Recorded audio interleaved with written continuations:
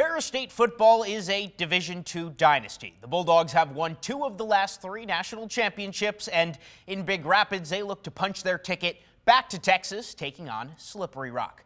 Buckle up, because this one was a slugfest, but it was a nightmare start for Ferris State, who turned the ball over twice in the first quarter alone, and the Rock had a 21-7 lead. The Bulldogs were on upset alert from the jump at Top Taggart Field. And that's where we pick things up in the second quarter. Ferris State trailing by 2 scores, but the Bulldogs trim the deficit. Trinidad Chambliss, Amari O'Brien, 13-yard touchdown, and it was a 7-point game. But Slippery Rock's passing game couldn't be stopped in the first half. Next drive, 4th and 11 on the 30.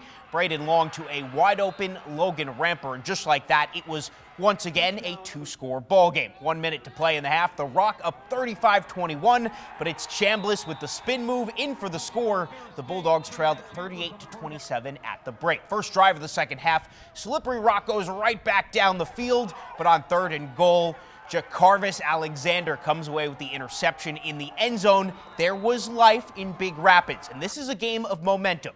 The Bulldogs strike on 4th down. Tony Anise goes for it. Chambliss takes it himself, 22-yard touchdown, and this was just a 4-point ball game. But again, here come the Slippery Rock offense, right back in the red zone. But for the second straight drive, the Bulldogs defense gets another takeaway.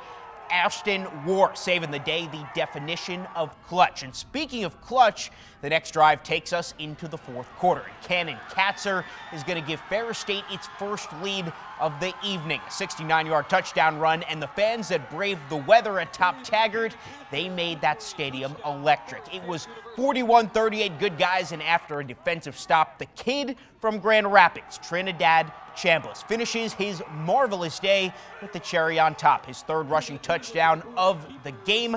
The comeback is complete. For the 3rd time in 4 years, Ferris State is national championship bound, and they do it in dramatic fashion with a 48-38 victory.